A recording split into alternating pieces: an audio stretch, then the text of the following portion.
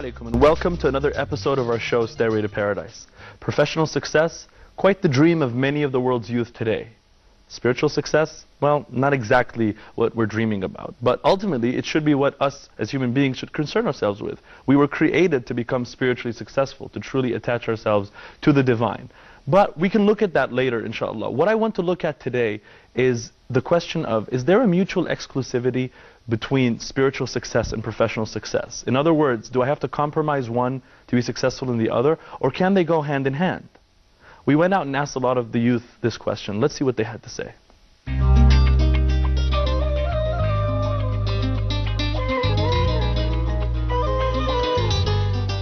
I think religion and success, they're not necessarily mutually exclusive. It just depends on the choices that a particular person makes. I think they go together. No, of course. In order to be successful, you have to be religious. No, they're complementary, in my opinion. So I don't think that they go together. I don't think there's a relationship. Generally, no. But in some professions, yes. No, I don't think so. Not at all. No, definitely not.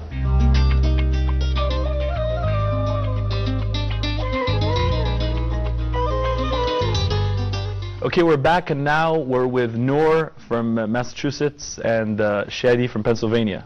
And we want to look at this question that we asked some of the viewers. Mind you, the viewers we asked, or not viewers actually, but the people, you know, in the streets, the voice of the street, as they say. This was predominantly shot in the Middle East, and particularly in Egypt. So it might not reflect what a lot of our audience might be thinking. I do hope that you can represent our audience more in this particular episode.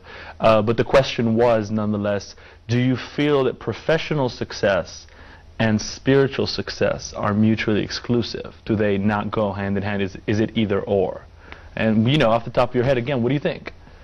I think the West-East dichotomy isn't much of an... It's an issue in that I don't think anyone would even ask this question in America. I don't think there's many examples of people that are so caught up in religion that they don't have time for material success. Or I don't think people use it as an excuse. So it's almost not relevant. In my experience. Okay. I think, however, it's relevant for Muslims living in the West, in America, and actually more so in Europe. I mean, for example, if a Muslim in France doesn't feel comfortable shaking hands with members of the opposite sex, that is going to limit his potential success in the workforce, in the professional field. Interesting. Making eye contact, for example, but with the opposite sex. For example, if you go into an interview and a woman's giving the interview, if you don't shake hands, that's very disrespectful in a Western context, and that's going to turn off the person you're talking to.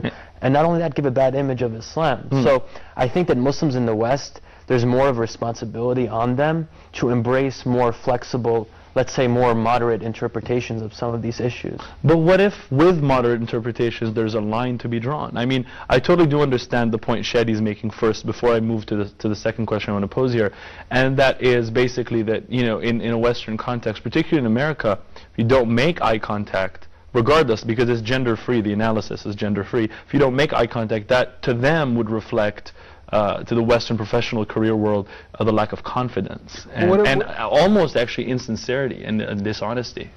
You're speaking about the relationship between professional man and professional woman, right? Well, at this point, it would be opposite sex. What about if we took it a different direction and we said hugging a woman, right, or dancing with a woman? They have social functions, and it's understood. But you don't need to do those things in order to succeed. I'm talking about something that's more central in the workforce. I mean, you're working every day with members of the opposite sex, and you're supposed to deal with them as teammates, as colleagues, who are equal to you. But what if at the same time, by having the other side kind of, and I hate to use the word other because I focus on our common ground a lot more, but just in this context, I mean, America is a melting pot, and at the same time, as Americans, what Americans do is respect, you know, the cultural diversity. And the problem is, sorry, with this example though, the problem is that oftentimes the person who's being rejected for the handshake, for instance, has some assumptions in his or her mind, usually her in this case, in her mind as to why this person's not shaking my hand.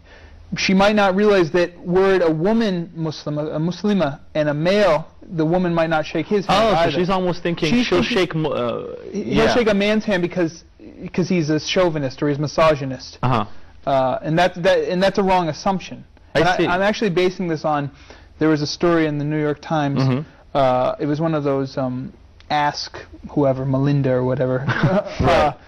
A man was making a contract with an Orthodox Jew, and they're done with. A female was making a contract with a male Orthodox Jew. Okay. And at the end of the contract, she reached out her hand, and he wouldn't shake her hand for the same reasons. Right. And she wrote this letter into the New York Times saying that what an outrage, and the answer that the person gave her was tear up the contract. You shouldn't do business with this type of person. And then the next day there were tons of letters to the editor saying, you have no understanding of our religion, of our religious law. This is completely based on ignorance. You're making all these assumptions that based on preconceived notions. Exactly. You have all these.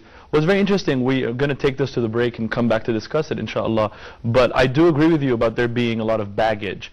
And I also think that if the inward message of love is clear, although you abstain from certain outward actions, it won't be half as offensive, if at all. And maybe that's what we can look at after the break.